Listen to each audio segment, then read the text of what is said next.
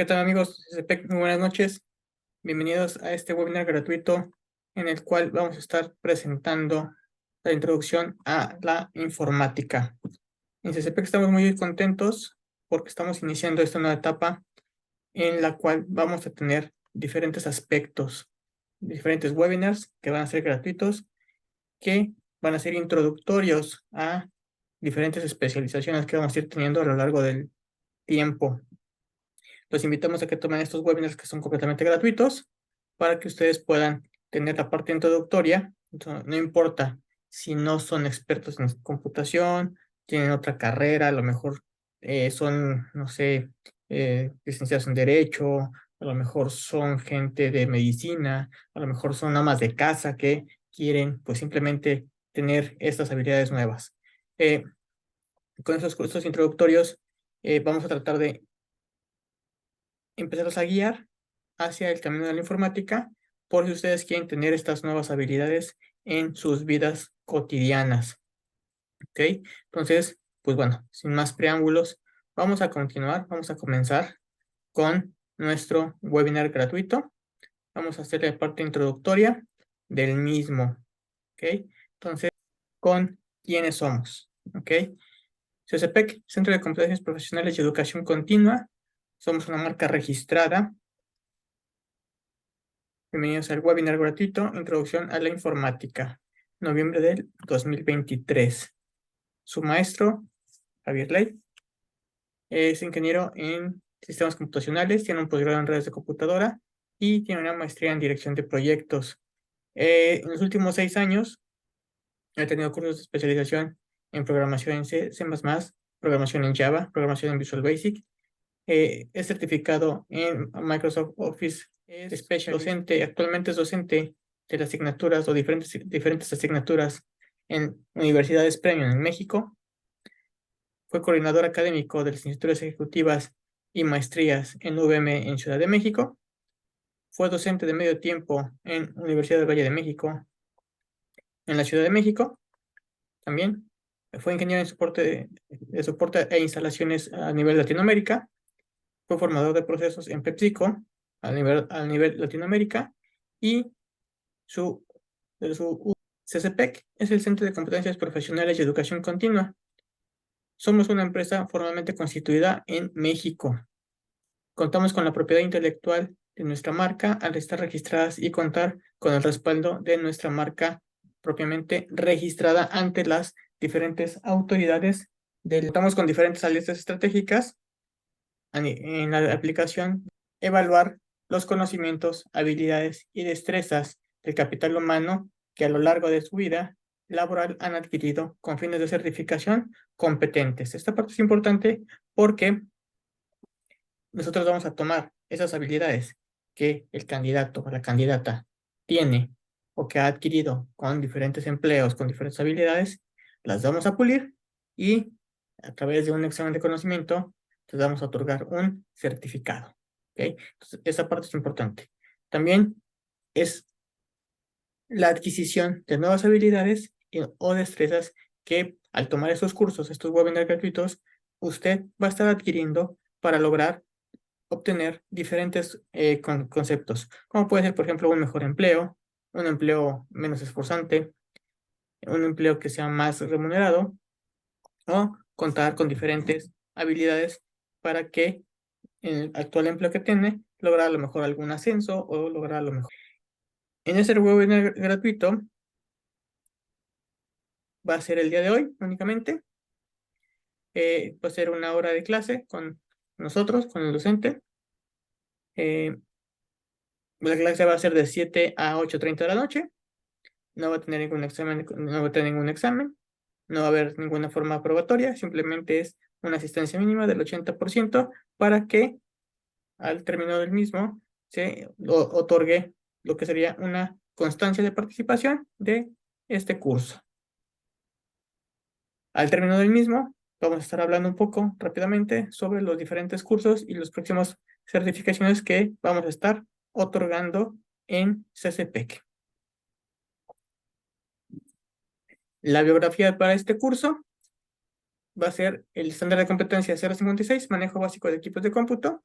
esta va a ser una de las certificaciones que vamos a estar otorgando más adelante, por si alguna persona desea tener la habilidad para manejar las computadoras adecuadamente, tenga su estándar de competencia. También vamos a tener diferentes certificaciones que más adelante vamos a ir hablando.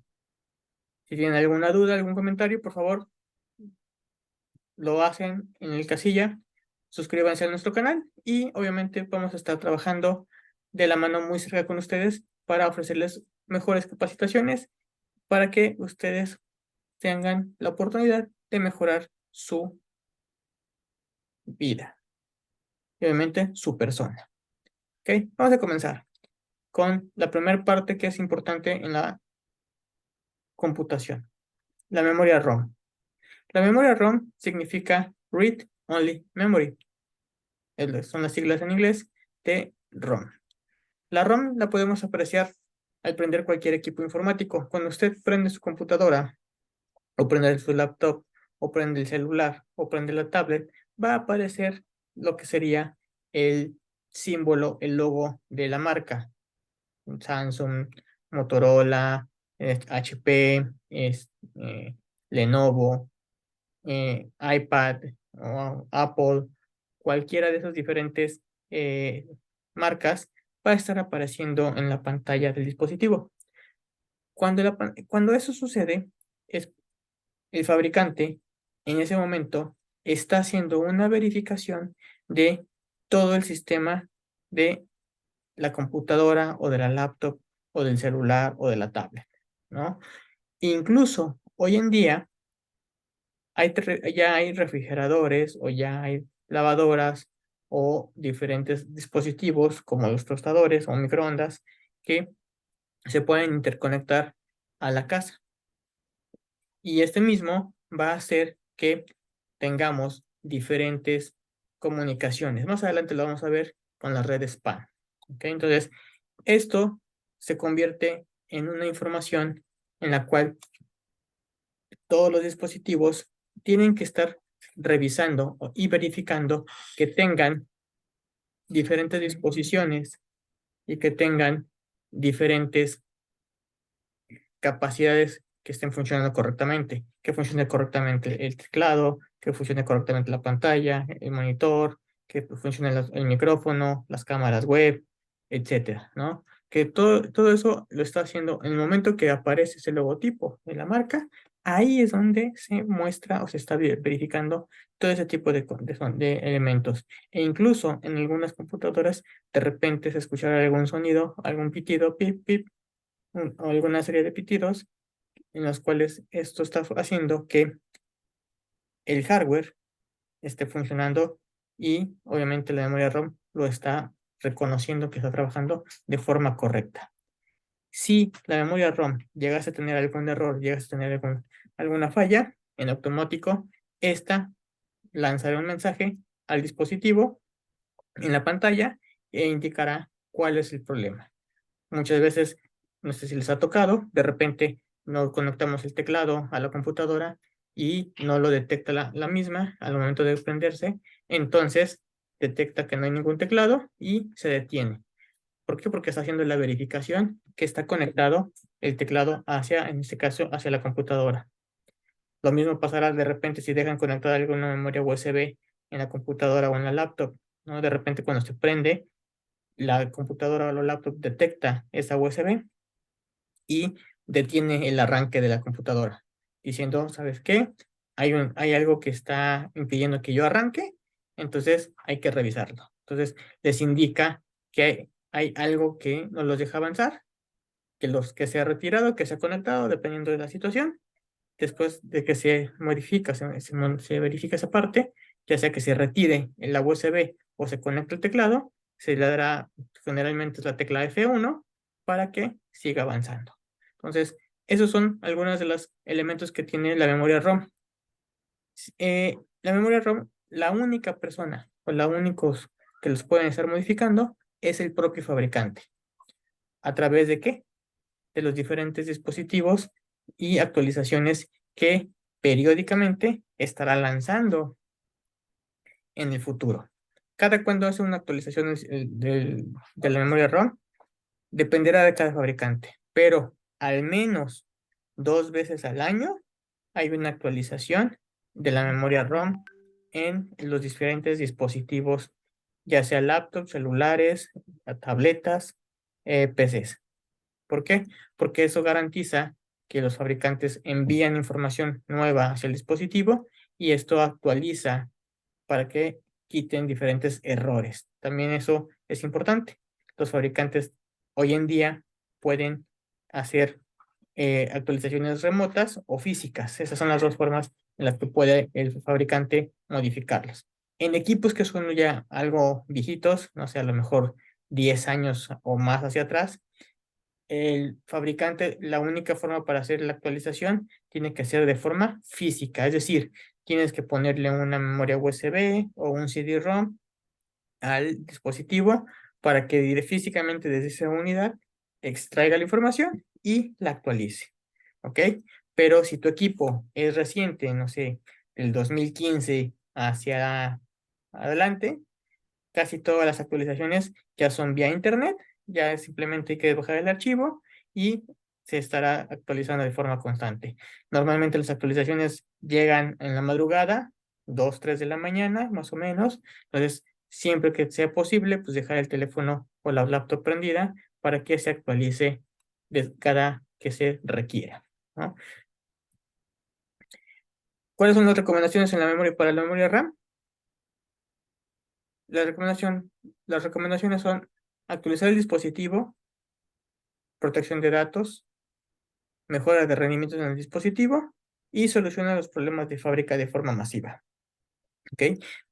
De repente el fabricante crea o diseña el software para el nuevo iPhone, para el nuevo Motorola o para el nuevo Samsung o para la nueva tableta y obviamente al estar haciendo diferentes aplicaciones de forma masiva, pues pudiesen generar errores.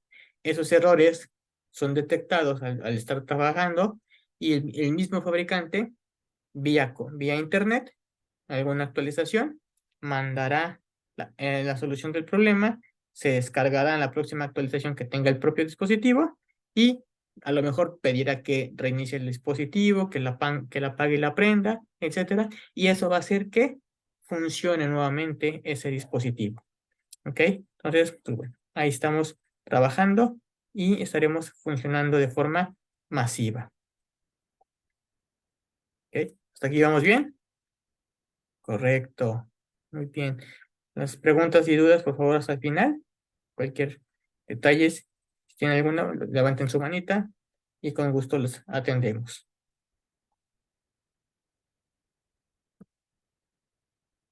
El siguiente concepto que vamos a estar trabajando va a ser la memoria RAM.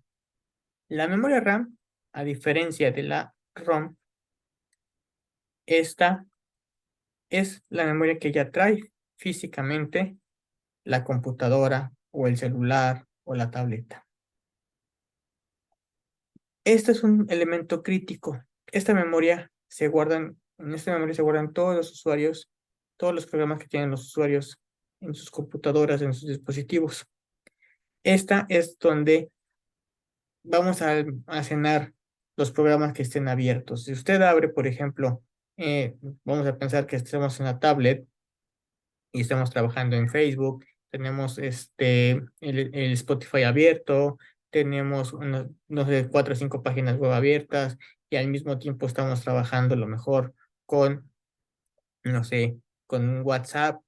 Entonces, son diferentes programas que requieren el uso de la memoria RAM. La memoria RAM, por lo tanto, va a estar almacenando de forma momentánea o temporalmente esa información de ese contenido. Si por algún motivo se llegase a quedar sin pila el celular o la tableta o la laptop, muy seguramente va a estar perdiendo toda esa información. ¿Ok? Entonces, esta memoria RAM, a diferencia de la ROM, que no guarda la información, la memoria RAM perderá todos los datos. Entonces, esta es la diferencia fundamental entre la memoria ROM y la memoria RAM. La memoria ROM, recordemos, siempre va a estar almacenada en el dispositivo, en un microprocesador, y no va a perder la información. ¿Por qué? Porque esa información, la única persona que las puede modificar es el fabricante. ¿Ok? Y la memoria RAM, como ya es la que tiene instalada el equipo, el dispositivo propiamente, entonces esta va a ser la que nos va a dar la posibilidad de tener diferentes elementos o diferentes características en la computadora o en la laptop o en la tableta o en el celular. Entonces, esto es una característica así muy importante que debemos de tomar en cuenta a la hora de estar comprando un dispositivo informático nuevo. Siempre que se tenga mucha memoria RAM, siempre va a ser bueno. ¿Por qué? Porque eso me va a permitir tener o manejar muchos programas al mismo tiempo, tener muchos programas abiertos al mismo tiempo, y a la vez me va a permitir que mi dispositivo tenga más tiempo de vida. ¿Por qué? Porque los programas, conforme va pasando el año o los años, van pidiendo cada vez más recursos, van pidiendo más memoria RAM para poder estar trabajando y operando. Entonces siempre es bueno tener más memoria RAM, porque eso me va a permitir tener muchos programas abiertos simultáneamente en los cuales yo puedo estar trabajando. Y eso va a hacer que la computadora no sea lenta o no se pasme tan frecuentemente. ¿Por qué? Porque la memoria RAM va a estar dinámicamente almacenando toda la información dentro de la misma. ¿Ok? Siempre es recomendable tratar de tener la mayor cantidad de memoria RAM en nuestros dispositivos. ¿Ok? Entonces, aquí tenemos un ejemplo de lo que sería un microchip o una tarjeta RAM. Esto es físicamente, este es un dispositivo en el cual se coloca en la computadora o en la tableta, y esto a través de estos pequeños elementos llamados microchips, estos son los que van a estar almacenando la información de su música, de las páginas web, de los diferentes imágenes y contenido que usted esté viendo, ya sea en su celular, en su tablet o en su computadora. ¿Ok? La de arriba es para PCs o laptops y la de abajo es específicamente para laptops. ¿Ok? Las que son para memoria, para dispositivos como tablets o celulares, son todavía más pequeñas, porque obviamente pues, el teléfono o la tableta son más pequeños que una laptop o que una PC. ¿Ok? Hasta aquí. ¿Vamos bien, compañeros? Excelente. Cualquier duda, por favor, no lo duden. Levánteme la manita y con gusto la participamos. El siguiente dispositivo que vamos a estar viendo, vamos a estar trabajando, va a ser el disco duro. El disco duro, este va a ser el elemento, uno de los elementos más importantes que vamos a estar trabajando. En el disco duro se van a guardar y se van a almacenar todos los programas informáticos. ¿Ok? Ahí es donde van a estar viviendo. El disco duro es el lugar donde vive el sistema operativo y el dispositivo electrónico, así como las aplicaciones y las apps de los dispositivos. En el disco duro, ahí se van a estar guardando toda la información, todas las imágenes, las fotos, los videos, las cartas, los documentos, los PDFs, todo va a estar siendo guardado y almacenado en el disco duro. ¿Ok?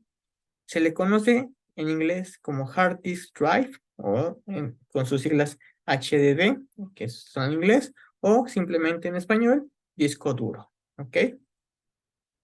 Hay de varios tipos, pero sin importar si son, otros vamos a ver, sin importar cuál de los dos tipos tengamos, los datos se guardan en el disco duro, no se pierde. Esta parte es importante, ya que esta información nunca se va a perder o va a ser muy difícil que se pierda, a menos de que entre algún virus y haga que se pierda la información, o bien porque usted propiamente borró el archivo a propósito. Ah, no, esas son las únicas formas tal cual como se pierden o se puede perder la información. ¿Ok? Pues se graban magnéticamente. Esta parte es importante. La información de unos y ceros se guarda magnéticamente en la superficie del disco y esto lo hace a través de información binaria, es decir, toda la información, todas las imágenes, las fotos, los videos, todo es una serie de unos y ceros que van guardándose en la memoria USB o en la memoria del disco duro. ¿Ok? Entonces, esto nos va a permitir almacenar una gran cantidad de información. ¿Ok? Hoy en día conviven dos tipos de tecnologías de discos duros. Los llamados mecánicos, HDD, que son hard disk drive, ¿ok? Son los llamados mecánicos y los de estado sólido. Estas son dos tecnologías que hoy viven. ¿Cuál es la diferencia entre una y otra? Ah, aquí viene la parte importante, porque también esta es una toma de decisión que obviamente va a hacer que la computadora sea más barata, más cara o más o menos estén a unos pesos de diferencia de la una de la otra. Y aquí viene la diferencia. Los discos mecánicos contienen partes móviles, mecánicas. Por eso se les llaman así, como discos mecánicos. Estos discos tienen aproximadamente funcionando desde 1987, 88, más o menos, ¿no? Empezaron a trabajar con las primeras computadoras y poco a poco fueron incrementando el tamaño y la velocidad, ¿ok? Entonces, desde 1987 empezaron esa evolución y poco a poco han ido incrementando la capacidad y obviamente la velocidad a la cual corren o se desempeñan. Un disco duro mecánico, su velocidad es de aproximadamente de 5.400 revoluciones por minuto y los más rápidos en velocidad son de 7.200 revoluciones por minuto para guardar o extraer información de ustedes. Se van a preguntar, bueno, si desde 1987 están funcionando hasta hoy en día, ¿no hay algo mejor? Sí, sí hay algo mejor. Los discos de estado sólido. Estos discos de estado sólido ya no tienen ninguna parte móvil, ya no tiene ningún elemento mecánico, ya son puros microchips, ya son puros elementos, ya son chips, circuitos integrados que van a estar guardando electrónicamente y magnéticamente la información dentro de del disco duro de estado sólido. Estos empezaron a funcionar aproximadamente en el 2012, salieron al mercado, pero obviamente en el 2012 eran muy carísimos, eran carísimos. Y obviamente eso hacía que los discos mecánicos siguieran pues, siendo los más populares, sigan siendo los más utilizados pues, prácticamente por toda la industria, porque sí encarecían mucho las computadoras en aquellos entonces. Hoy en día, un eh, un disco de estado sólido ya es mucho más accesible que incluso ya un disco mecánico. Ya hoy en día conseguir un disco mecánico ya es no imposible, pero ya cada vez se complica un poco más conseguirlos porque la propia industria los está dejando ya en el olvido, los está dejando ya en segundo término, ya no los está construyendo y se están enfocando más a la parte de estado sólido, porque estos tienen varias ventajas. ¿Cuál es una de las ventajas de tener un disco de estado sólido? La velocidad. Aumenta la velocidad y el desempeño del equipo informático entre un 15 a un 40%. Así de crucial es esta pieza dentro de la informática, porque obviamente el lugar donde está almacenándose esa información, vamos a estar trabajando, extrayendo los datos y regresándola. Entonces, extrayendo y guardando, extrayendo y guardando. Entonces, si se hace de forma muy rápida, eso va a generar que el tiempo de respuesta sea menor.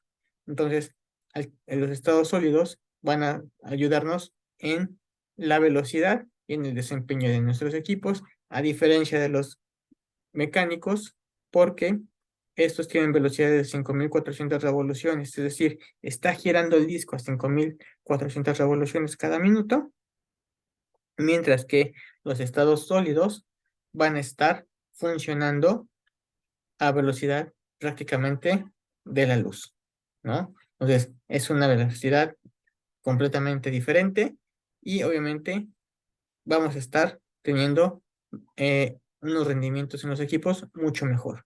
Por lo tanto, si usted tiene un equipo o una computadora, una laptop ya un poco viejita y la siente muy lenta, la siente que ya no funciona tan rápido como hace mucho tiempo, seguramente es porque tiene un disco mecánico y ese disco mecánico por los propios tiempos de duración que tiene, pues ya obviamente ya tendrá algunos desgastes y ya no estará funcionando a las mismas velocidades. Entonces, siempre sería bueno tratar de una de dos, o comprarse un equipo nuevo o cambiar a un estado sólido para que su computadora aumente la velocidad y su desempeño sea entre un 15 a un 40% más rápido. ¿Ok? Excelente. Vamos a ver otra característica importante, la duración, ¿ok? En informática, nosotros medimos la duración o el tiempo de vida que tiene un equipo, ya sea por el acrónimo de Mean Time Between Failures, es decir, antes de que falle, o el tiempo medio que dura aproximadamente antes de que falle.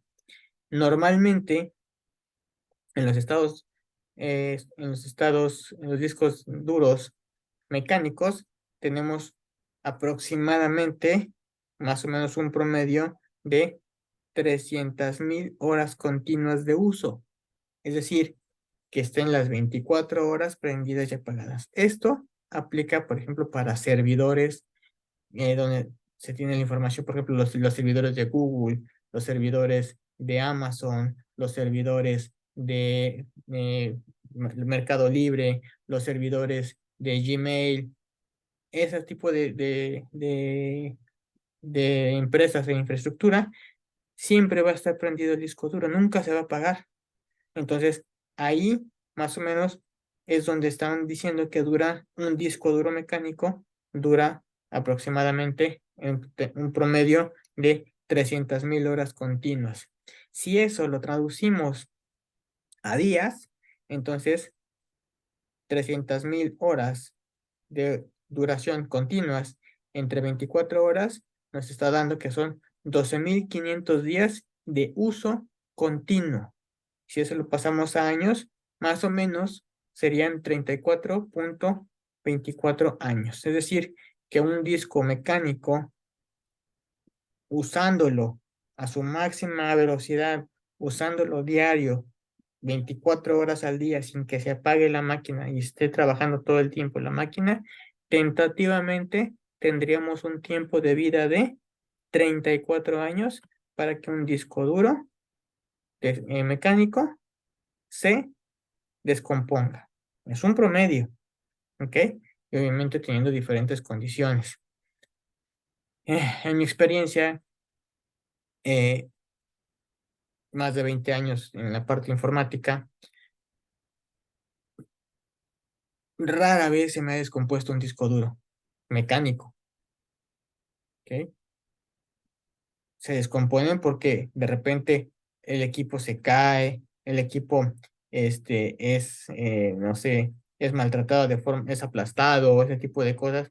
Ahí es donde llegasen a fallar, pero realmente por el propio uso de estar sacando y metiendo información al disco duro, no se me ha descompuesto en más de 20 años que llevo yo en la parte informática. Entonces, quiere decir que estos tiempos ya son una garantía y no es una regla, pero más o menos nos podemos dar una idea de cuánto tiempo puede durar una computadora si realmente la cuidamos. Obviamente no tenemos una computadora de hace 30 años y si la tuviéramos, pues obviamente iba a estar muy, muy lenta y pues obviamente hasta el Tetris de nuestro hijo de 3 4 años, pues va a estar funcionando más rápido que esa computadora hace 34 años, ¿no? Entonces, por eso es de que ese disco duro sigue funcionando, podría seguir funcionando sin ningún problema. Si nos vemos al tiempo medio en el cual un estado sólido pudiese trabajar o pudiese tener la vida, se va prácticamente al triple.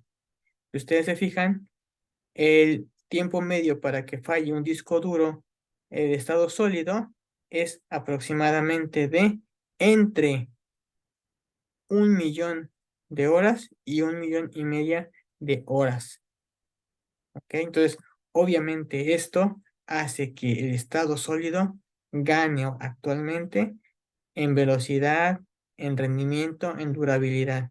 Si nos vamos a cuántos días estaría trabajando continuamente ese disco de estado sólido, serían prácticamente 41,666 días de uso diario y continuo. O sea, si ustedes se fijan, es prácticamente un 15-20% más que este que el mecánico.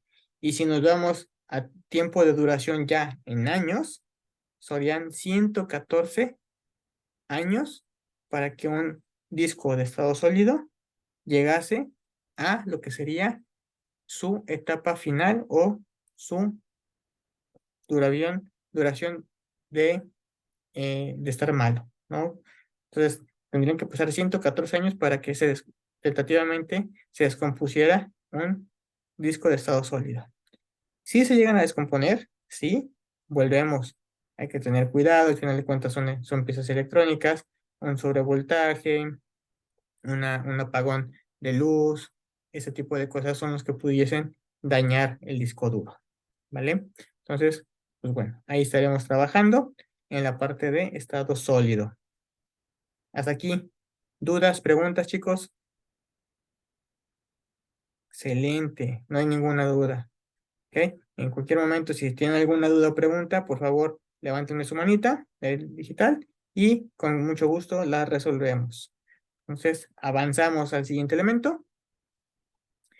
Los lectores ópticos. Estos lectores ópticos son dispositivos que le permiten a la computadora o a la laptop específicamente utilizar ya sea para leer o escribir información en un CD-ROM o un DVD. Desafortunadamente, hoy en día, esa tecnología está casi de salida. Ya muy pocas computadoras en la actualidad tienen un lector óptico instalado ya sea en la laptop o en las PCs, en las computadoras. ¿Por qué? Porque le están apostando ya más a la parte del manejo en la nube, ¿no? O al manejo, o al tener una USB, que se conecta al puerto USB y ahí se guarda la información, ¿no? Entonces, los fabricantes le están apostando a ese tipo de elementos. Sin embargo, siempre es bueno tener y conocer los lectores ópticos porque obviamente es una tecnología que lleva tentativamente desde 1988-89 que salieron al mercado los primeros CD-ROMs, ¿ok? Y estos CD-ROMs podían almacenar o guardar hasta 900 megabytes de información. No es mucho comparado con los estándares que hoy en día se manejan, pero podías tú guardar información de forma segura. Y lo más importante, una vez que tú guardas la información en un CD-ROM o en un DVD, es muy difícil que se llegue a borrar. Entonces, por eso es que muchas veces se hacen respaldos que son de información muy sensible, ya sea en un CD-ROM o en un DVD. ¿Por qué? Porque así lo puedes tener en la nube, lo puedes tener respaldado en, no sé, en diferentes nubes, como pueden ser las de Amazon, como puede ser la de Google, como puede ser la de propio Microsoft, como puede ser la de SkyDrive, etcétera, ¿no? Entonces puedes tú tener la información almacenada, pero si por algún motivo, razón, circunstancia, llegasen a quitar esa nube y no te avisan o no te das cuenta, toda esa información se perdería. Entonces, si tú guardas la información en un CD-ROM o en un DVD, vas a poder tenerla de forma física almacenada en ese dispositivo y sería muy improbable que se llegase a borrar. ¿Ok? La única forma de borrarlo es propiamente destruir el CD-ROM o el DVD, rayarlo completamente para que no pueda ser leído por el lector óptico, o propiamente tú decirle al CD-ROM o al DVD cuando tú lo ingreses, formatéalo o bórralo para que se pierda toda esa información. ¿Se puede? Sí, sí se puede. Sin embargo, hoy en día, como les comento, la tecnología, ya los fabricantes de computadoras y laptops específicamente, lo van dejando poco a poco, van saliendo del mercado y esto va haciendo que las diferentes computadoras se vayan haciendo obviamente más delgadas, pesen menos y se logre una mejor participación de el peso con la ganancia del ahorro en dinero. ¿Por qué? Porque le estás quitando un componente que ya no suma, al contrario. ¿Ok? Como ya no suma al costo, se van reduciendo también los gastos y los equipos informáticos se vuelven cada vez un poco más accesibles económicamente hablando. ¿Ok? Hasta aquí, mis estimados amigos de CCPEC. ¿Dudas, preguntas, comentarios? ¿Vamos bien? Excelente. Si tienes alguna duda tú que me estás viendo a través de nuestro canal de YouTube, por favor, mándanos un mensajito, un comentario para que nosotros podamos ayudarte a resolver esa duda, si es que o ese comentario que nos quisieras dejar sobre este video. ¿Ok? Seguimos avanzando. Otra parte importante en la introducción en este webinar, la introducción a las PCs, es la ALU. La ALU es el acrónimo de Arithmetic Logic Unit o la unidad lógica aritmética. Esta parte es esencial en el funcionamiento de prácticamente cualquier dispositivo informático. No importa si tienes una super PC que te vale 50,000, 80,000 pesos o tienes un celular muy económico que te vale a lo mejor 300, 400 pesos.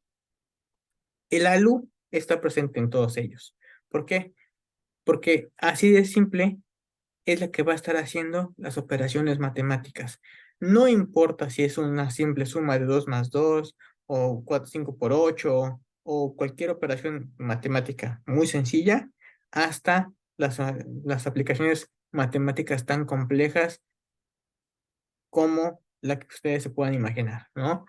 Alguna derivada, alguna matriz, alguna operación lógico operativa, con puertas, lo que ustedes que piensen que se hace matemáticamente hablando, la ALU es la encargada de desarrollarlo. ¿Cómo lo hace? Ah, pues lo hace de una manera muy sencilla. cuando el operador, en este caso el usuario, teclea la operación, digamos, un 2 más un 2, nosotros sabemos que la respuesta sería un 4, ¿ok? Pero entonces, cuando el usuario teclea un 2, ese número 2 es pasado al microprocesador y el microprocesador le dice, oye, me está pasando un número 2, ok, lo mantengo. Después el usuario dice, vamos a multiplicarlo. Aprieta el botón de multiplicación por. Cuando el operador es recibido por el microprocesador, dice, ok, es una operación matemática, se la mandamos a la LU. Y entonces el procesador matemático recibe ese 2 y ese operador. Lo toma y le dice al microprocesador, ¿cuál es el siguiente número? No sé, un 5. Perfecto. El usuario aprieta el número 5, lo recibe el microprocesador y el microprocesador en automático se lo manda, en ese caso, a la LU. Y la LU lo que hace es hacer propiamente la operación matemática. 5 por 2, 10. Ok, entonces el resultado, ese 10, la LU le dice, microprocesador, ya tengo la respuesta, es 10, te la paso. Y entonces se la envía nuevamente al microprocesador para que el microprocesador diga, ok, es un 10. Ahora, yo microprocesador, ¿qué tengo que hacer? Lo tengo que presentar ya sea en pantalla o lo tengo que mandar a una impresora o lo tengo que mandar a guardar en un archivo o simplemente lo tengo almacenado hasta que me sea solicitado. Entonces, el microprocesador, dependiendo de lo que se tenga o lo que se requiera, el microprocesador recibe la información y espera la siguiente orden o el siguiente comando. ¿Por qué? Porque a lo mejor el usuario dice, yo tengo 5 por 2 son 10. Y a lo mejor le dice ahora, más 2, ya sea que haga otra operación, se la vuelve a regresar a la LU vuelve a hacer el proceso, da el resultado y se lo vuelve a mandar al microprocesador para que sea presentado o sea retenido para la siguiente operación o sea tratado de la forma que sea necesario para que ese cálculo matemático sea resuelto de acuerdo a las necesidades del usuario. Entonces, eso nos va a permitir hacer la ALU. Este señor es muy importante y como les decía, no importa si tienes una supercomputadora que te cuesta 30,000, 40,000, 50,000, 80,000 pesos o tienes un modesto celular que vale 300, 400 pesos, la ALU va a estar presente porque sin importar qué tipo de operación se realice, la va a hacer la ALU. ¿Ok? Entonces, la ALU siempre va a estar a un lado del microprocesador y siempre va a estar trabajando de forma coherente y hacia él apoyándolo en operaciones matemáticas. Hasta aquí, chicas, chicos, ¿vamos bien? ¿Vamos trabajando bien? ¿Ok? Perfecto. Entonces, continuamos. El microprocesador. El microprocesador, este es el motor de todos los equipos informáticos. ¿Ok? Hay muchos tipos de microprocesadores. Los más famosos o los más conocidos, pues son el Intel, o son la marca Intel y la marca AMD. ¿Ok? Sin embargo, hay muchos tipos de microprocesadores, hay muchas marcas o muchos fabricantes de microprocesadores. Obviamente, como les comento, los más conocidos, los más famosos son Intel y AMD. Y son los que obviamente en su momento llevan la tecnología de punta. Intel, por su parte, tiene los procesadores Core, que la gama más alta es el i7, la intermedia es el i5 y la más baja es la i3. Siempre es recomendable que ustedes compren o adquieran un procesador con cualquiera de estos tres elementos. Y ustedes me van a decir, Javier, pues es que son de los más caros. Sí, pero volvemos al mismo elemento.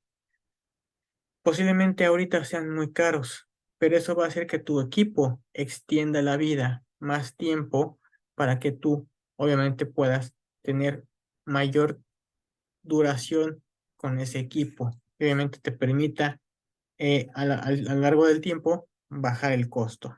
¿Ok? Entonces, los procesadores Intel no son los mejores, ¿sale? Pero dentro de la gama de los microprocesadores es de lo mejor que hay a nivel mundial. ¿Ok? Los AMD son la competencia directa de Intel. ¿Ok? Entonces, estos, bueno, ustedes los van a encontrar como Ryzen. Ryzen 7 es equivalente a un i7. Ryzen 5 es un equivalente a un i5. Ryzen 3 es un equivalente a un i3. ¿Ok? Y aquí es donde viene la diferencia. ¿Ok? Las generaciones en Intel se conocen como generaciones. ¿Ok? Generación 13 es la más actual, que ya no tardan en sacar la generación 14. Ya estamos a días de que Intel esté lanzando la generación 14. Normalmente son 18 meses entre un procesador y otro, más o menos, ¿no?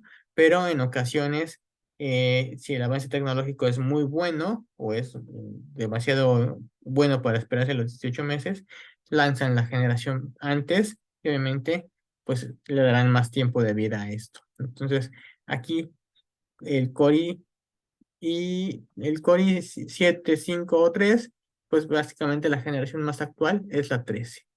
Conforme vas bajando, lo único que va pasando es que el procesador sigue siendo una pequeña parte más lento que la generación previa, ¿no? Entonces, lo único que va a hacer es que el procesador sea un poco más lento. El humano no lo va a distinguir. Da lo mismo si te compras una generación 13 o te compras una generación 11, por poner un ejemplo, ¿ok?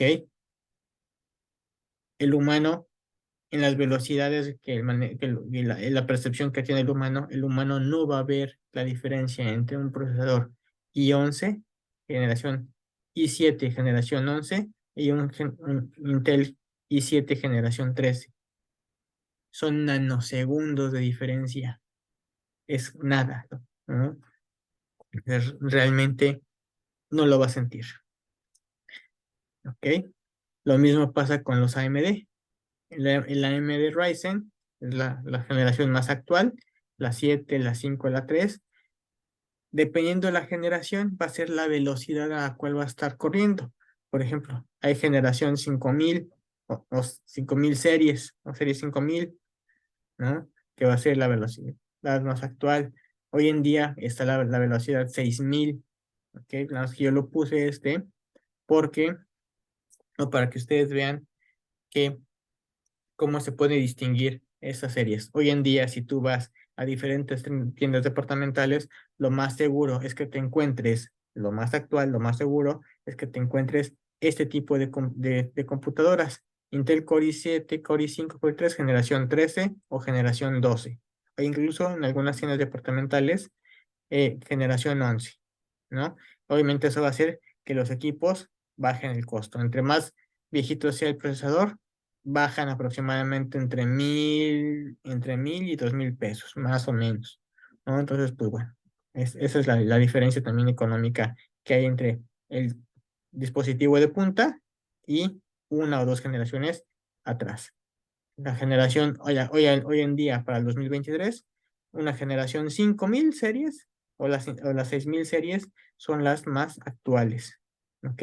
La generación 4000, por ejemplo, es de hace 2 años, por ejemplo, ¿no? Es del 2021, ¿no? Entonces, ya la generación, la 22 es la 5000 y la 23 es la 6000, por ejemplo, ¿no? Entonces, y eso es básicamente la velocidad o el número de operaciones matemáticas que puede estar haciendo este procesador en particular, ¿sale? Entonces, puede estar haciendo hasta 4000 operaciones matemáticas al mismo tiempo, ¿sale? Entonces, pues bueno, ahí es lo que vamos a estar trabajando. Y pues básicamente el microprocesador es eso, es el motor de todos los dispositivos, da la velocidad para el procesamiento de la información y permite al equipo manejar un alto volumen de información en los datos. ¿Ok? Entonces, la recomendación, siempre comprar un equipo informático con el procesador intermedio de la gama media. ¿Ok? Entonces, aquí, ¿cuál sería la idea? Si ustedes se fijan, por ejemplo, el Intel i7 es el procesador de alta gama. ¿Ok? El AMD, esto también es para pues, PCs y laptops, estos dos. Y por ejemplo, el Snapdragon, este Snapdragon es uno de los mejores que hay, por ejemplo, para celulares o tabletas. Entonces, si tu tableta o tu celular tiene un procesador Snapdragon, pues básicamente tienes al procesador líder en el mercado de tecnología celular o de tabletas en el mercado. Ahí no se meten tanto AMD y Intel porque pues son filiales de estos dos, ¿no? Entonces, básicamente es estar haciendo competencia con eso. Hasta aquí, ¿alguna duda, pregunta, comentario, chicas, chicos? ¿No? ¿Vamos bien? Ok. Si nos da tiempo y si quieren, vamos a ver rápidamente cómo se hace, cómo se genera un microprocesador. ¿Ok? Entonces, pues bueno, hasta aquí, chicas, chicos, amigos, amigas. Exalumnos, alumnos, ¿tienen alguna duda? Por favor, levanten su manita virtual para saber si hay algún proceso, hay un elemento que tengan alguna duda. Excelente, vamos bien, chicos. Ok, vamos a avanzar, vamos a continuar. Ya casi estamos por terminar nuestros temas. Ok, el sistema operativo. El sistema operativo es prácticamente una de las últimas piezas que vamos a estar conjugando en la computadora, el celular o la tableta. El sistema operativo es el que se encarga del funcionamiento de todas las aplicaciones o las apps y les da un orden o una secuencia en el proceso. Es decir, es el que mantiene el microprocesador y el microprocesador siempre va a estar caminando de la mano con el sistema operativo. Va a estar en, va a estar respetando ese orden en secuencia para realizar las diferentes funciones solicitadas por el usuario. ¿Okay? Entonces, el sistema operativo siempre va a estar funcionando de la mano con el microprocesador, porque el sistema operativo es el que recibe la instrucción que nosotros como usuarios le damos a la computadora, a la tableta o al celular para que abra un documento, para que cambie de canción, para que abra tal página web, para que cambie a al siguiente perfil de Facebook, para que teclee y reciba el texto que nosotros estamos haciendo en un procesador de textos, o simplemente el comando de decirle, hey, hola Siri, eh, ¿cuál es el clima del día de hoy? Y que Siri te conteste, por poner un ejemplo. Entonces, eso lo hace el sistema operativo, que se apoya de diferentes objetos o diferentes elementos que vamos a ver a continuación para que Siri les pueda dar esa respuesta. ¿Ok? Entonces, tenemos aquí diferentes sistemas operativos. Los más comunes o los más usuales son el Windows, ¿no? Recordemos rápidamente la historia de Windows, en la cual antes, yo sé que va a sonar a historia, pero si ustedes gustan, les puedo dejar alguna tarea para que también la vean y puedan estar trabajando en esta parte, ¿no? Ampliar su conocimiento en la parte informática. Por ejemplo, el boom del Windows fue en el 95, con el poderosísimo Windows 95, ¿no?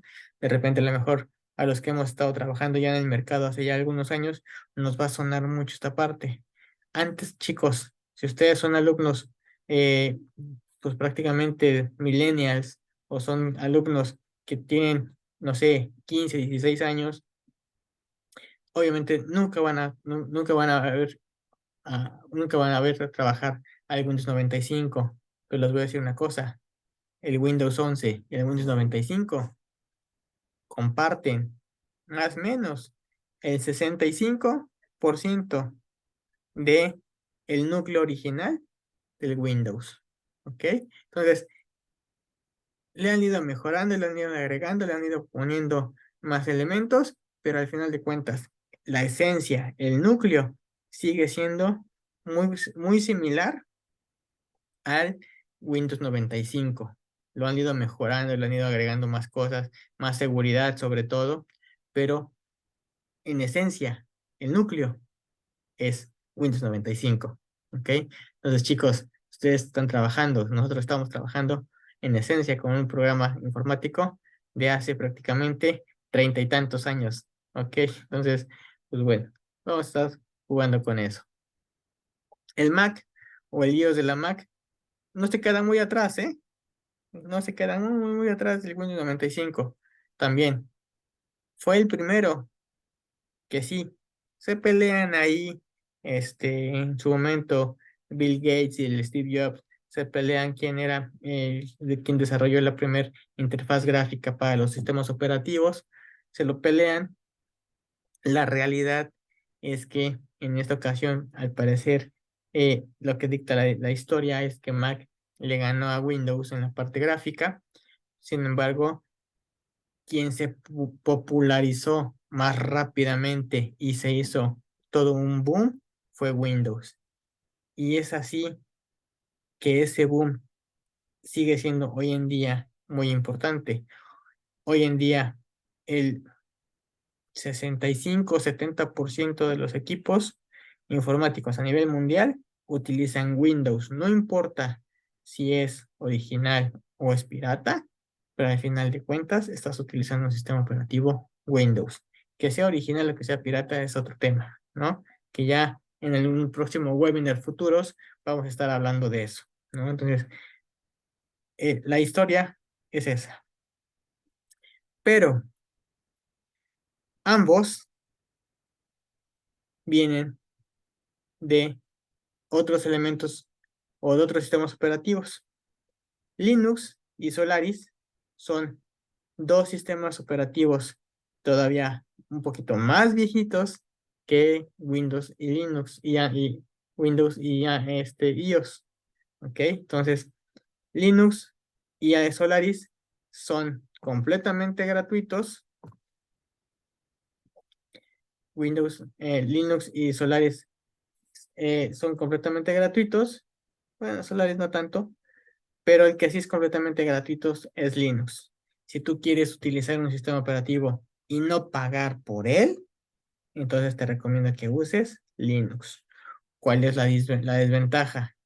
Que sí necesitas saber o tener un alto grado de comprensión en la parte informática para poder utilizar, en este caso, el Linux. ¿Ok? Entonces, esta parte es importante porque si bien te reduce costos, si eres una empresa, una pyme y quieres reducir costos, tendrías que cambiarte o mudarte a Linux. Sin embargo, hay muchos dispositivos y hay mucho software en el mercado que no son aptos, en este caso, para Linux. Entonces, tendrías tú que evaluar si te conviene migrar de Windows a Linux o quedarte en Linux completamente y hacer tus propias aplicaciones, hacer tus propias apps, hacer tus propios desarrollos para que vivan y convivan únicamente trabajando en Linux. Aumenta la seguridad, disminuye costos, ¿vale? De operación, pero pues bueno, tendremos que analizar cuál es el core de tu empresa, cuál es el core, cuál es el núcleo de tu negocio para saber si realmente te conviene quedarte en Linux o quedarte con Windows o con Mac, ¿no? Por otra parte, para la parte de dispositivos móviles, pues bueno, empezamos ya a ver otra competencia, ¿no? Empezamos a ver el Android, estar trabajando propiamente con Android y muy recientemente Google también lanzó el Chrome OS, ¿no? Que es básicamente algo similar al Android, pero están haciendo competencia en este caso o utilizando Linux.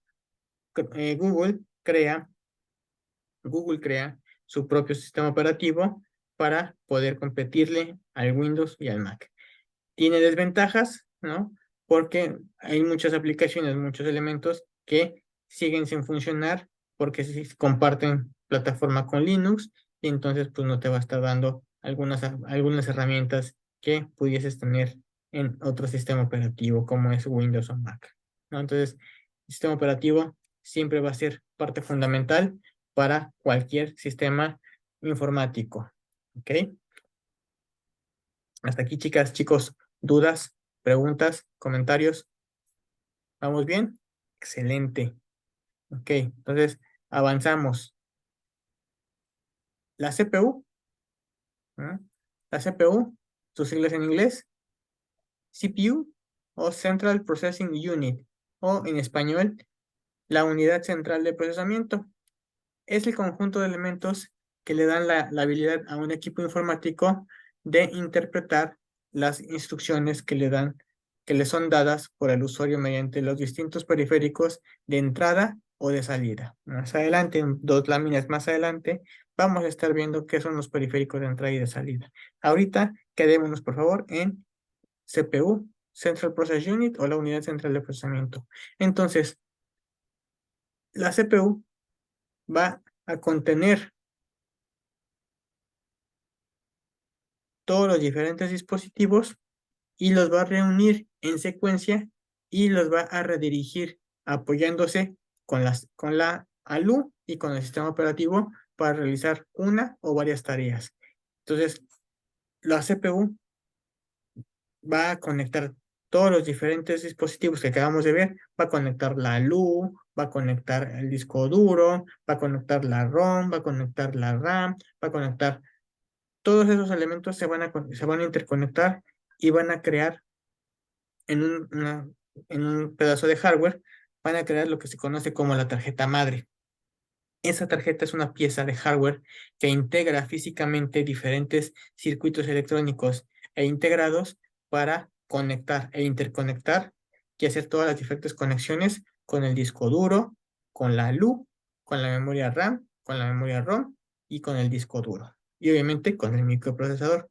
Todo eso se va a integrar ahí y eso va a hacer que la computadora, la laptop, el celular o la tableta en esa tarjeta madre tenga la habilidad para realizar cualquier cosa que tú necesites, informáticamente hablando. Una videollamada, una llamada común y corriente, un mensaje de texto, abrir una aplicación, escuchar música, mandar un WhatsApp, un Twitter, un Facebook, lo que tú necesites hacer. Al conjuntar todos esos elementos dentro de la tarjeta madre, se convierten en el CPU y ese CPU le va a dar la habilidad a el dispositivo electrónico para hacer prácticamente todo lo que se requiera.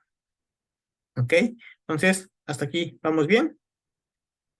Excelente. Los componentes que de la CPU son tres, como ya los estuvimos checando, es la LU, es el microprocesador, el cual redirige el tráfico hacia la LU, a las instrucciones extraídas de la memoria y da la velocidad de procesamiento de la información. Los registros internos, esos registros internos le van a decir a la tarjeta madre en qué parte está guardado el PDF de la clase, en qué lugar se encuentra el iTunes, en qué lugar se encuentra el Facebook, en qué lugar se encuentra la fotografía, y eso va a hacer que se pueda interconectar y extraer la información o sacar o guardar la información. ¿Sale? El sistema operativo va a ser el que coordine todos los diferentes aspectos para hacer que ese sistema operativo y ese elemento trabaje y funcione correctamente en la parte informática de el hardware y el software. Y eso nos va a permitir estar enlazando todas las diferentes partes de nuestra computadora, laptop o celular. ¿Ok? Hasta aquí. ¿Dudas, chicas, chicos?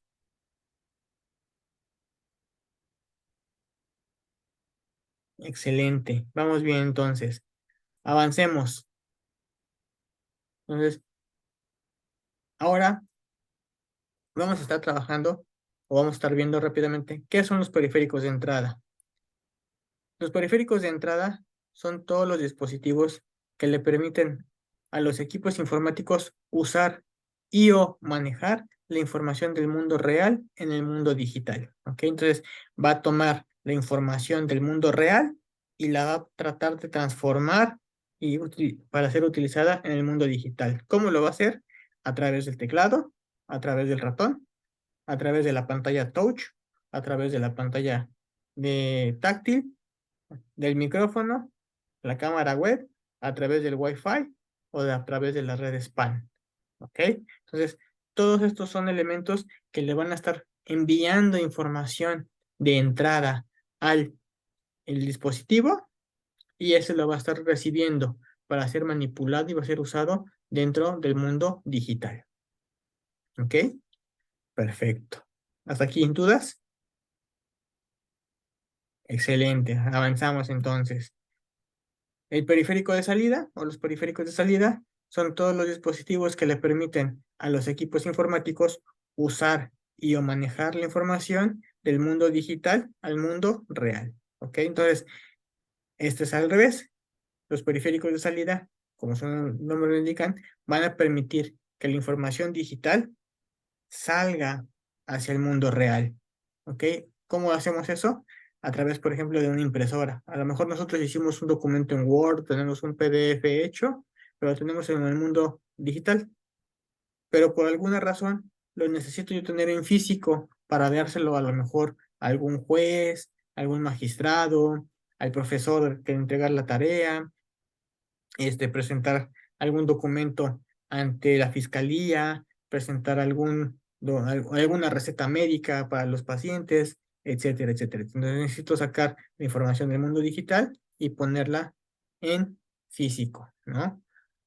A través también de las bocinas o de los audífonos, por ejemplo, al estar escuchando música, yo puedo, si no pusiera yo la bocina, no tuviera la bocina, pues nunca escucharía yo la música, ¿no? Entonces, eso va a permitir que ese sonido salga de la computadora y lo podamos estar escuchando. El proyector o el monitor va a ser otra salida en la cual yo voy a estar viendo en la pantalla la información que se está reflejando en el mundo digital. ¿Ok? El Wi-Fi obviamente me va a permitir también salir hacia el mundo exterior. ¿Ok? Me va a permitir ir a lo mejor en un viaje al Louvre y ver el Museo del Louvre y yo estoy sentado aquí en la Ciudad de México o estoy sentado en Monterrey o estoy sentado en Guadalajara o estoy sentado en cualquier parte del mundo y mientras yo tengo una conexión Wi-Fi hacia el Museo del Louvre, voy a poder estar viendo lo que exponen ellos a través de su galería virtual, ¿no? Por ejemplo, ¿no? Y obviamente también tenemos las redes PAN. Estas redes PAN, pues me van a permitir extender esta información. Más adelante vamos a estar hablando de las redes PAN, ¿no? Entonces, me van a permitir tener más salida o tener más habilidades porque voy a tener diferentes objetos que me van a hacer la vida mucho más fácil y me van a permitir un mayor alcance electrónico, ¿sale? Hasta aquí, chicas, chicos, alumnos, exalumnos, amigos, amigas, compañeros. ¿Vamos bien hasta aquí? ¿Alguna duda? Excelente. Vamos a avanzar, chicos. Entonces, vamos a darle a los periféricos de red. Los periféricos de red son todos los dispositivos que le permiten a los equipos informáticos usar o manejar e interconectarse con uno o más equipos informáticos para que la información del mundo digital sea compartida en el mundo digital. ¿Ok? Entonces, los periféricos de red lo único que van a hacer es conectar entre una computadora y un celular, entre una computadora y una laptop, entre una computadora y un celular, entre un celular y una impresora. Eso es lo que me va a estar permitiendo hacer esa intercomunicación. ¿Ok? Para hacerlo necesitamos de básicamente dos elementos. Una tarjeta red alámbrica, ¿ok? Que esa es a la cual se le conecta el cable de red. Eso es el cablecito amarillo, ¿no? Se conecta a ese cable red. que tiene velocidades de 10, 100 o 1000, velocidades que son ya estándares, o una tarjeta de red inalámbrica, la cual me va a permitir conectarme inalámbricamente hacia el router o hacia el switch para que yo pueda intercomunicarme y conectarme y pasar la información de una computadora 1 a la computadora 2 y de la computadora 2 a la computadora 3 y de la computadora 3 a lo mejor se lo paso al celular o de mi esposa o del novio o de la novia, y eso me va a permitir tener esa comunicación entre los diferentes dispositivos, ya sea alámbricamente o inalámbricamente. También vamos a necesitar lo que sería un switch. El switch básicamente lo que va a hacer es tomar un solo cable y repartir la comunicación, ¿no? Tenemos el ejemplo de un switch eléctrico donde tengo una sola toma de luz, pero tengo un aparato que se llama switch eléctrico en el cual tengo 5 o 6 tomas diferentes. Entonces, de una sola toma puedo convertirlo y conectar 6 aparatos electrónicos o 6 dispositivos diferentes a una misma toma eléctrica. ¿Sale? Lo mismo pasa con el switch de periférico de red.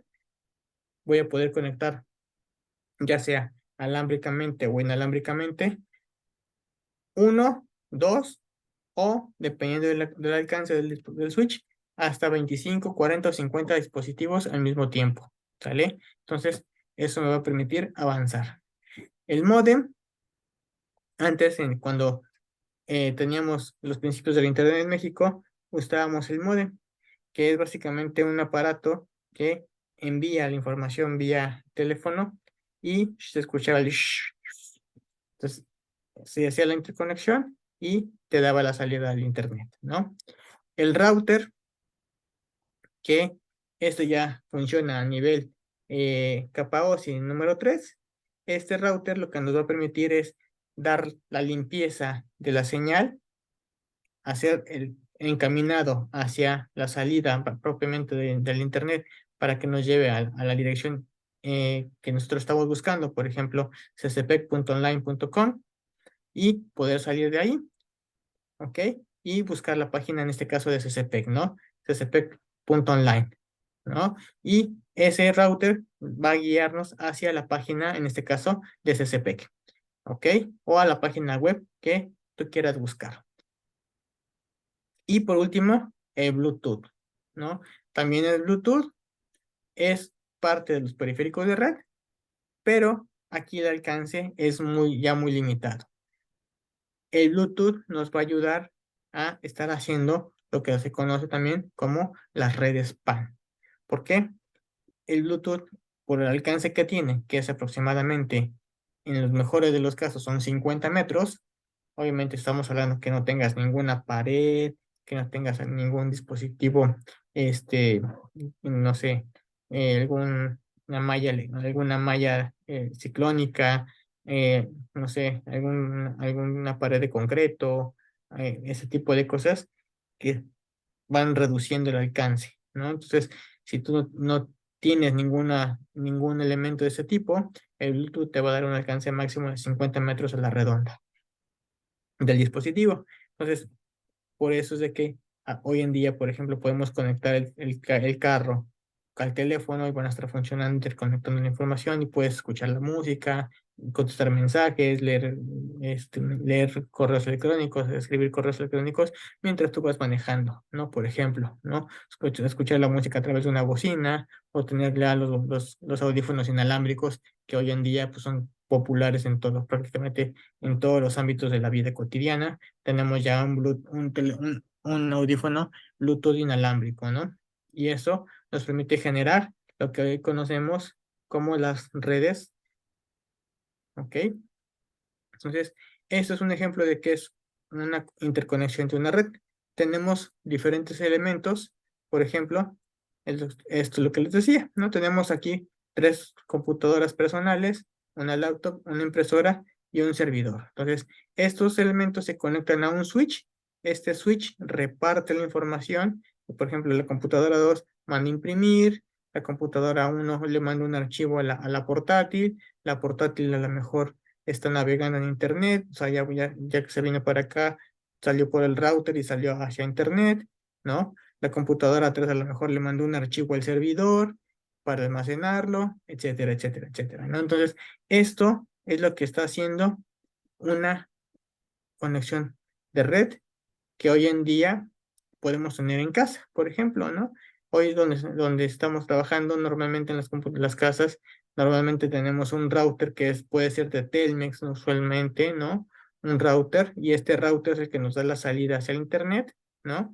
Y al mismo tiempo nos estamos interconectando de forma inalámbrica las laptops, las impresoras y los celulares que tenemos en casa, ¿no? Por ejemplo, y al mismo tiempo estamos navegando, tenemos el switch. ¿Por qué? Porque el router limpia la información, pero también sirve de switch. Entonces, funciona, el router funciona similar al switch, pero también te hace la función de limpiar la señal, darle potencia y encaminarte o direccionarte hacia la página web que tú quieras estar buscando en internet, ¿no? Entonces, esa también es una ventaja de la parte de los periféricos de red. ¿Ok? Hasta aquí, chicas, chicos, ¿dudas? Excelente. Vamos a continuar entonces. Vámonos, ya casi estamos acabando. Vámonos con la red SPAN. Las redes SPAN, que básicamente son las Personal Area Network, que en su inglés son las redes personales, ¿no? Personal Area Network, PAN, son las redes PAN, redes personales, como por ejemplo las bocinas, relojes, el Alexa, en el carro o en la casa. Ahí es donde podemos encontrar estas redes PAN. ¿Qué es una red PAN? Como su nombre lo indica, pues nos van a permitir la transferencia de datos entre dispositivos cercanos vía Bluetooth, NFC o algún dispositivo, alguna nueva modalidad que se inventen los fabricantes, ¿no? Entonces, básicamente aquí lo que estamos haciendo es pasar la información de forma inalámbrica desde la tableta a la computadora, de la computadora a la impresora, o desde la laptop hacia la impresora, o de la tableta a la impresora, o del teléfono móvil hacia cualquiera de los dispositivos, ¿no? Y obviamente eso nos va a tener o nos va a permitir que tengamos diferentes redes personales, ¿no? Por ejemplo, los que traemos teléfonos inalámbricos o eh, teléfonos móviles eh, muy recientes, tenemos la capacidad también para mandar información al reloj, por ejemplo, y ya sin la necesidad de estar sacando el teléfono de la bolsa, a través de mi reloj, puedo estar yo checando mis correo electrónico, puedo estar checando yo o escuchando la música que a mí me gusta, o mandando, recibiendo WhatsApp o Facebook o lo que sea, ¿no?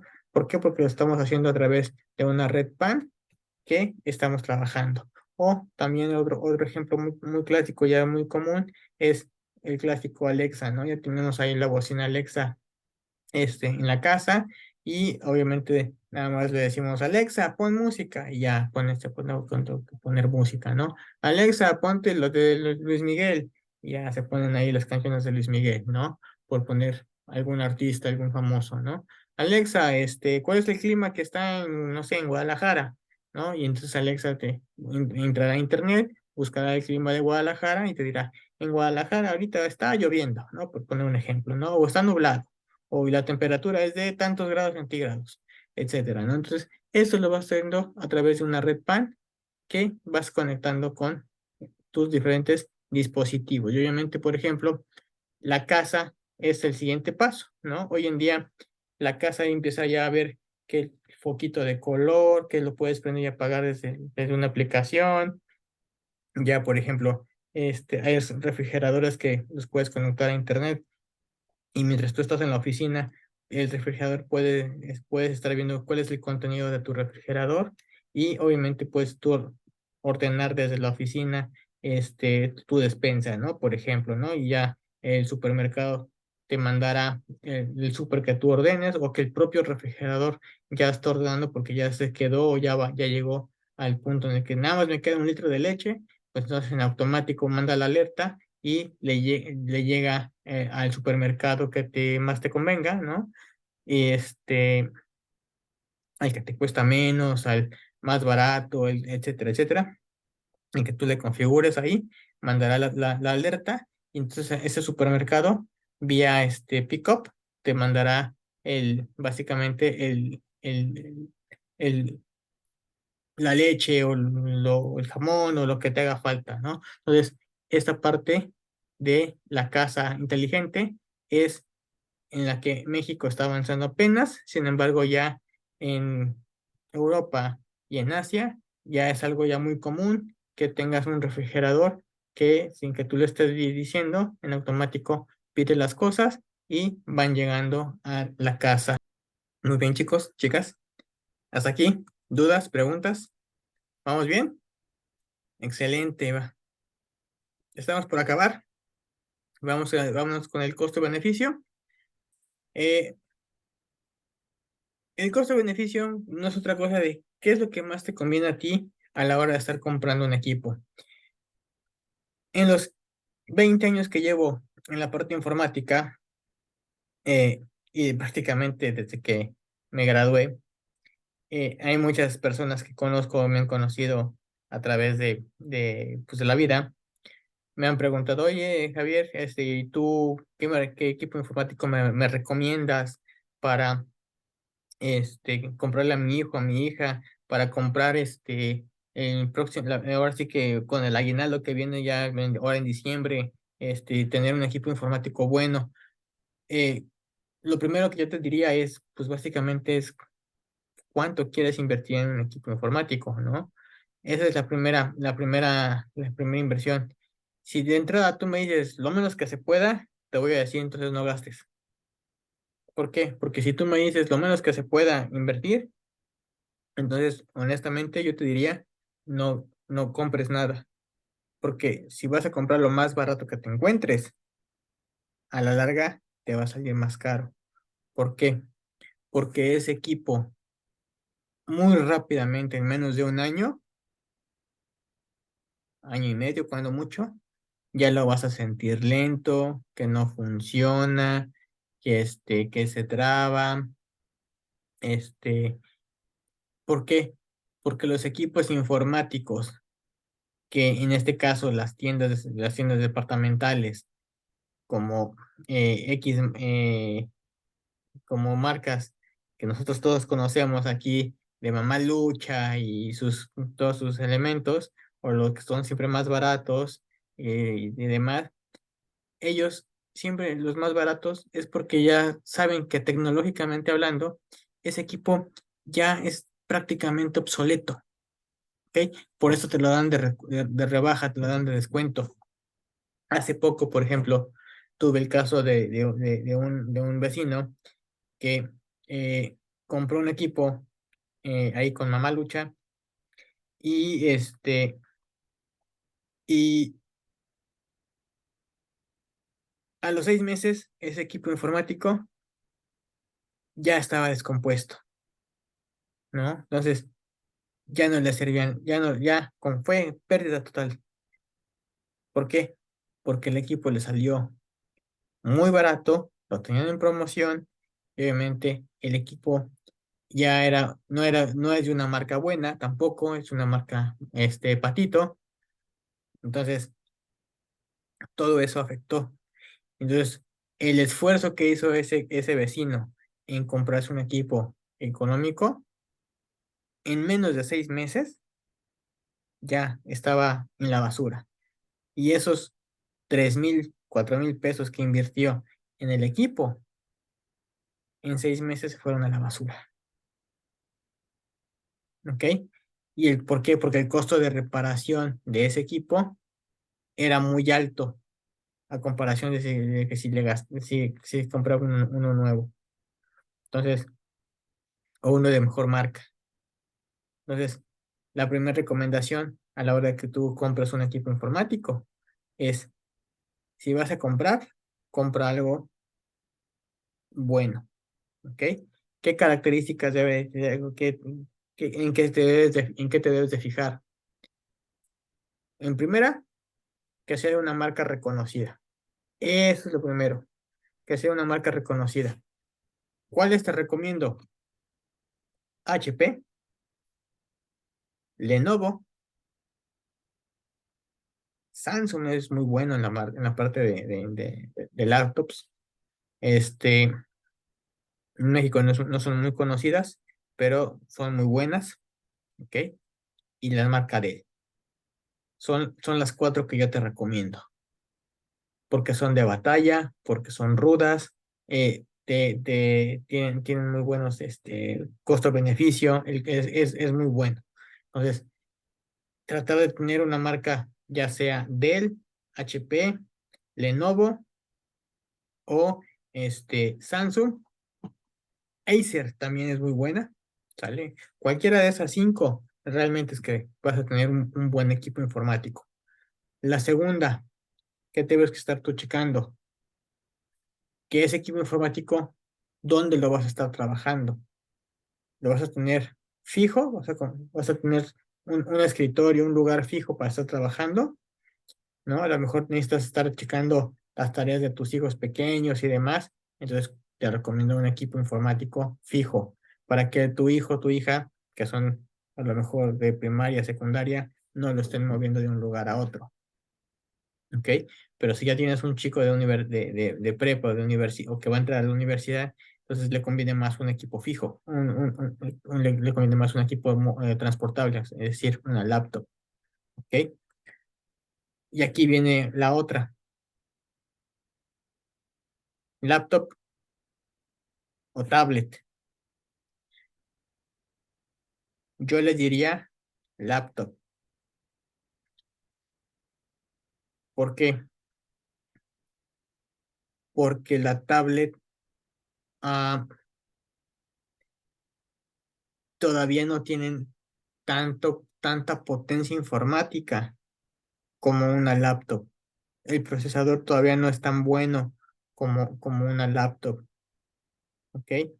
En memoria RAM sí ya están casi muy similares, pero si tu hijo o tu hija va a entrar, no sé, a estudiar ingeniería, va a estudiar arquitectura o alguno de ese tipo de carreras donde ocupes mucha potencia informática, yo te diría, vete por una laptop, ¿ok? Ahí tienes que estar viendo hacia dónde se está encaminando tu hijo o tu hija para que puedas tú comprar ese equipo, ¿no? Entonces, estas son las dos recomendaciones. Si tienes niños pequeños, te recomiendo una máquina de fija, ¿no? De escritorio, una PC, tal cual. ¿Por qué? Porque es un niño pequeño y te puedes sentar con él en el escritorio y pueden estar trabajando ese elemento.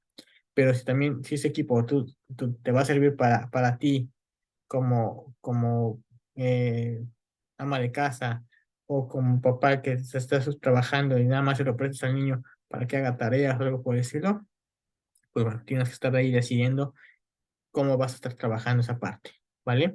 Eso no te lo puedo decir yo, eso ya tú lo decides. Simplemente te estoy dando yo algunas recomendaciones y que en mi corta experiencia de 20 años te puedo yo transmitir y te puedo yo aportar para que sea una toma de decisión más en forma y obviamente guiada por un experto, ¿ok?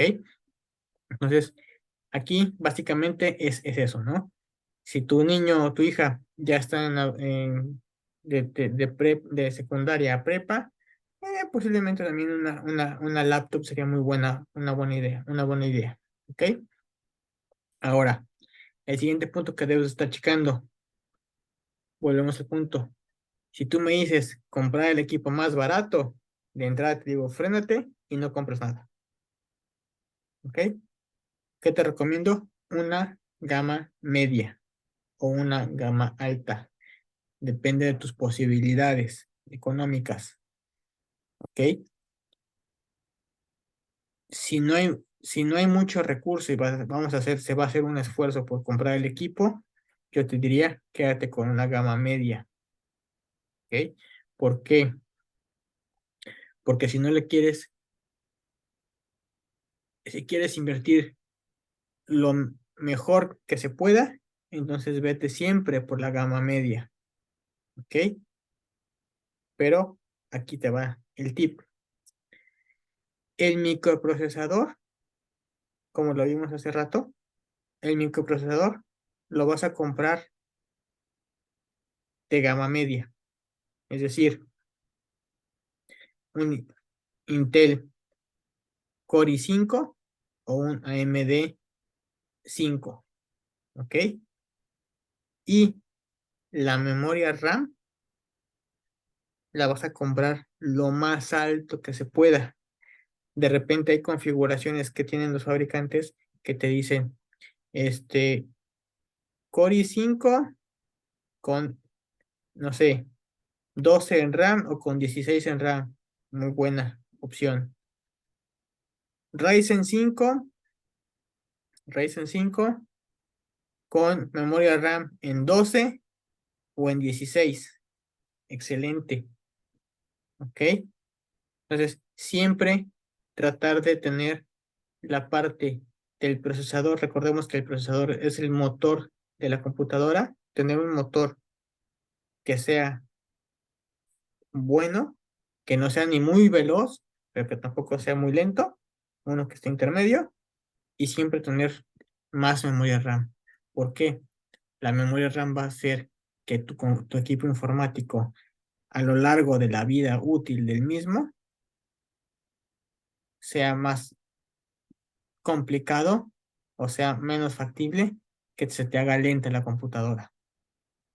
¿Por qué? Porque el procesador es muy bueno, tienes un procesador intermedio que te va a dar una velocidad muy buena y lo que la hace lenta es que tú quieres abrir programas que cada vez van a ser más pesados, como por ejemplo un AutoCAD o algún programa para diseño gráfico. Si van a estudiar algo de ese tipo de cosas, son programas muy pesados que requieren mucha memoria RAM. Y si tú compras un equipo con 4 GB en RAM y un procesador lento, te puedes ir a hacer una taza de café, regresar, tomarte el café y la máquina apenas lo está arrancando. Entonces, por eso te digo, es importante tener esa gama media y una memoria RAM alta. ¿Ok? Espero que hasta ahí vayamos quedando más o menos entendible. ¿Ok?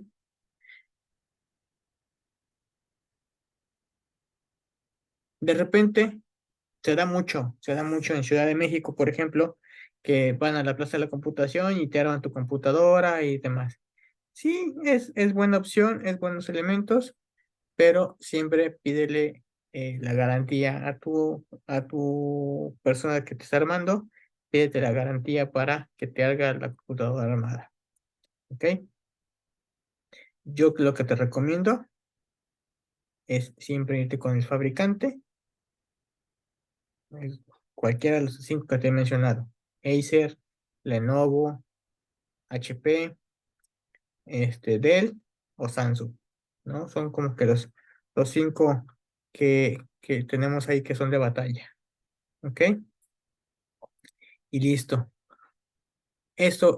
Con estos tips vas a poder tener una computadora que te va a servir durante tranquilamente 5 o 6 años y en esos 5 o 6 años no le vas a hacer absolutamente nada a tu máquina. ¿Ok? Para resumir, o en resumidas cuentas, ¿qué tenemos que hacer? Irnos con o comprar una computadora de marca reconocida, decidir, decidir si va a ser una computadora fija o va a ser una laptop, ¿ok? No recomiendo tableta, todavía no, porque el uso que se le da a la tableta es para algo que simplemente vas a estar leyendo correos electrónicos, vas a estar viendo videos o no vas a estar haciendo gran cosa informática. Pero si tú requieres hacer trabajos o de software muy pesados, entonces de entrada te recomiendo una laptop, ¿ok? Entonces aquí decide si es fija o transportable, es decir, una laptop.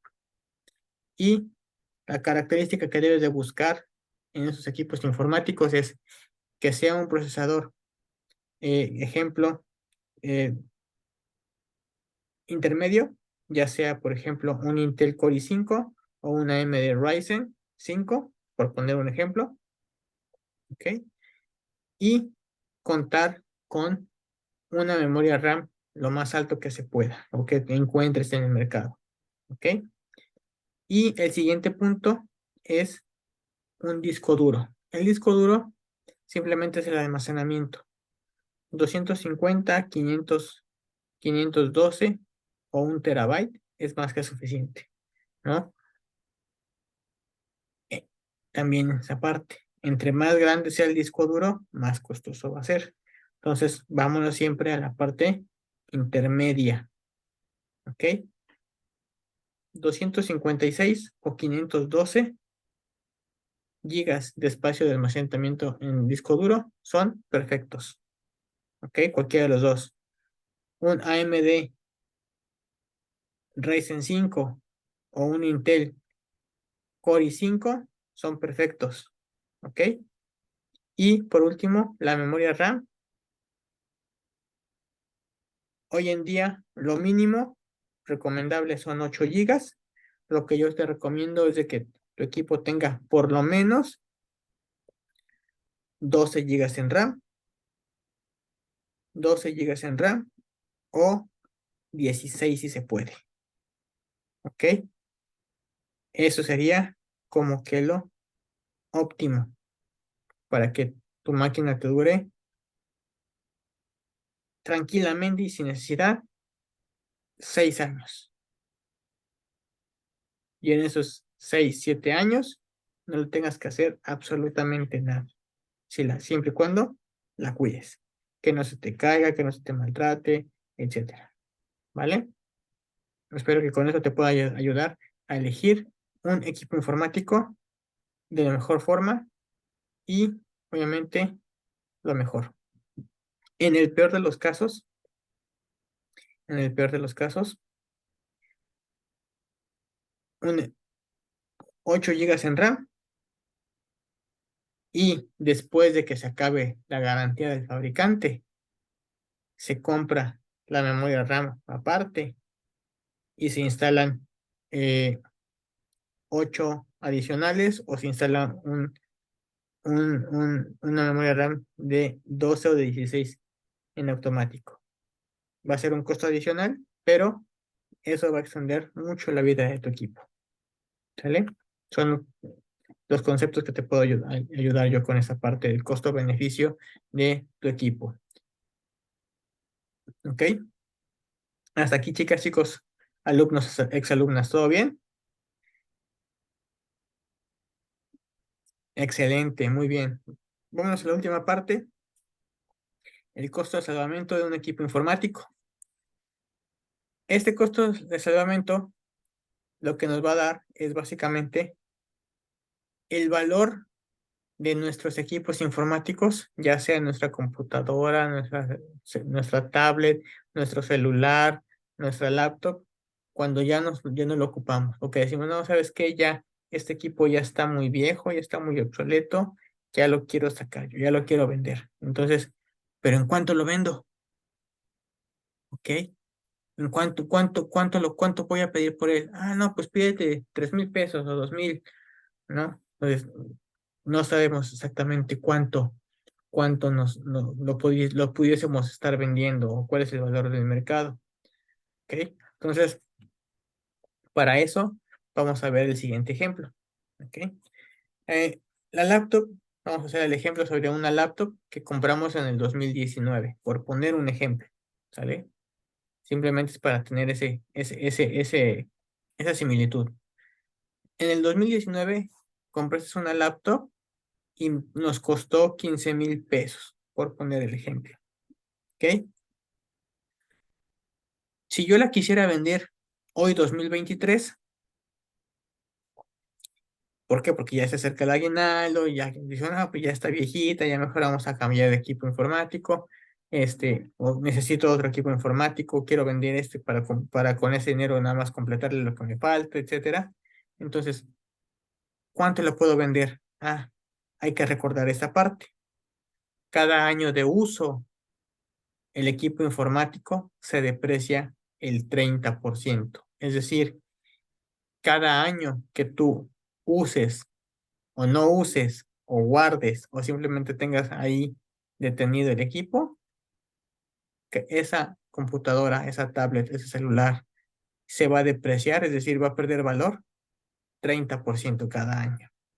¿Ok? Entonces, y eso es lo que nosotros tenemos que llegar a un punto en el decir, ¿cuál va a ser mi costo de salvamento? ¿Cuál es lo mínimo que yo quiero recuperar por este equipo informático para poder comprar uno nuevo? ¿Sale? Entonces, veamos el ejemplo.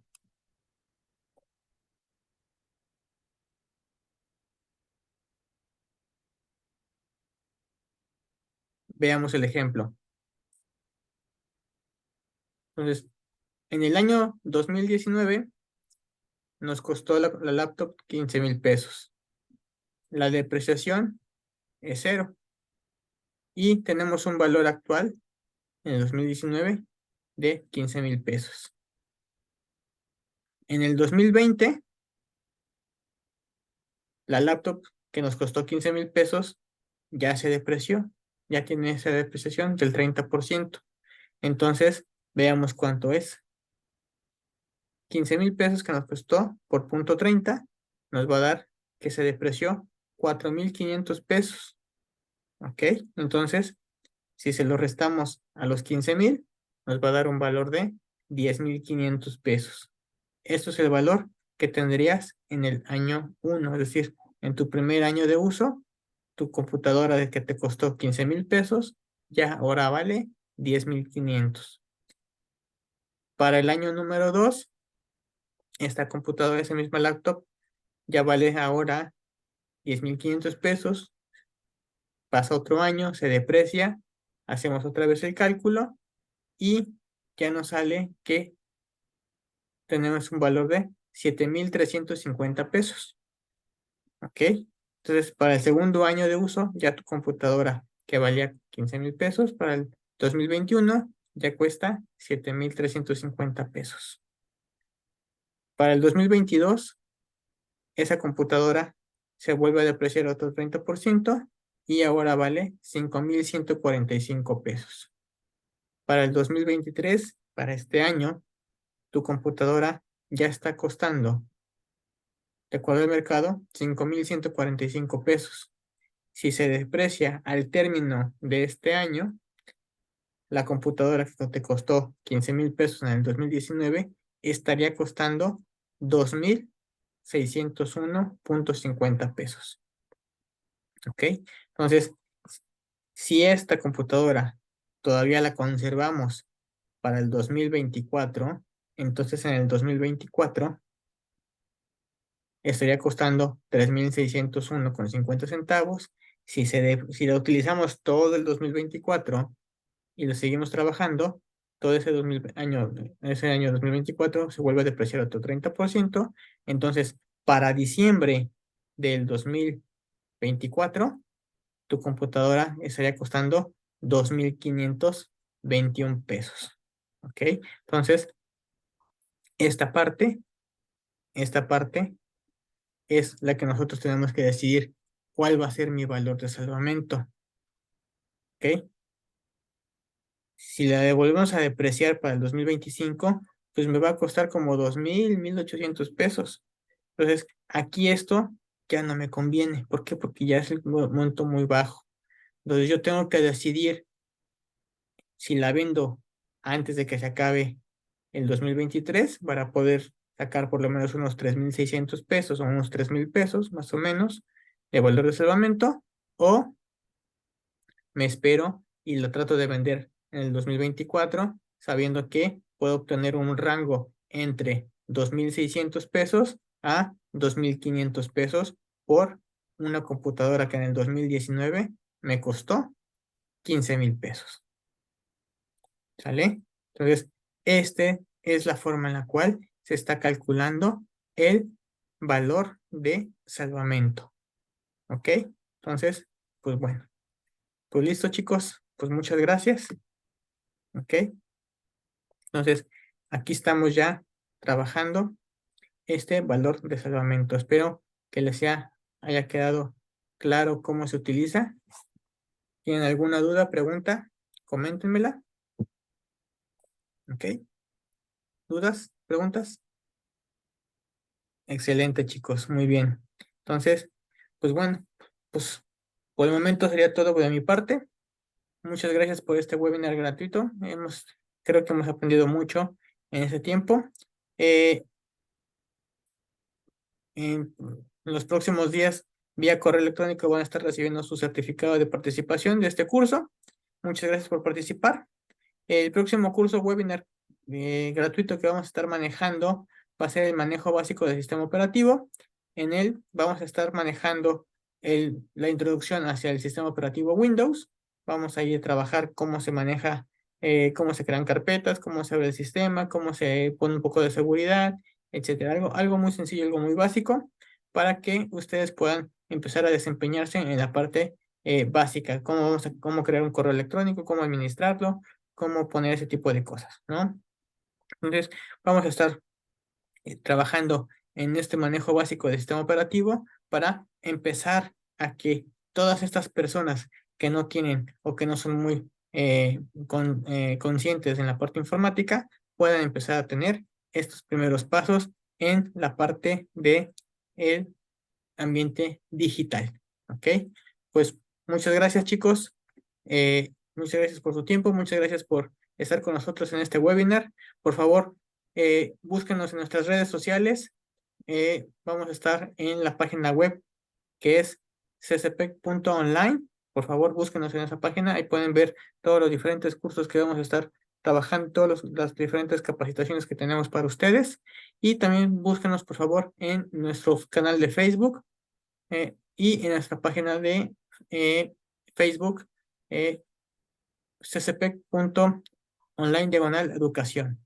¿Ok? Entonces ahí nos pueden estar buscando para contactarnos vía redes sociales o bien en nuestro canal de YouTube. También ahí van a estar viendo diferentes materiales y vamos a empezar con hacer diferentes videos que vamos a estar colgando en ese canal de YouTube. Por favor, suscríbanse al canal próximamente. Vamos a estar viendo más cosas, más sorpresas. Los estaremos esperando en futuros webinars y obviamente los esperamos en nuestra página web. Los esperamos en nuestro canal de YouTube. Por favor, suscríbanse. Muchas gracias. Excelente noche. Los esperamos pronto. Gracias a todos.